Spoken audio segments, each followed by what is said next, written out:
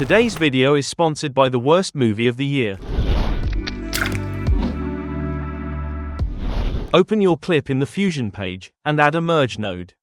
Go to the Settings tab, and uncheck the green channel. Add another merge node after, go to the Settings tab again, and uncheck the green and the blue channel.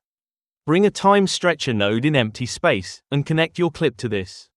Uncheck the keyframe button for the time source slider, right-click on it, and select expression. Write down this simple expression, random, open bracket, time, close bracket. Add a stop motion node after, and change the frame repeat slider to 3. Connect this to the first merge node as a foreground. Select the time stretcher and the stop motion node, copy and paste them in some empty space, connect your clip to this again, and then to the second merge node.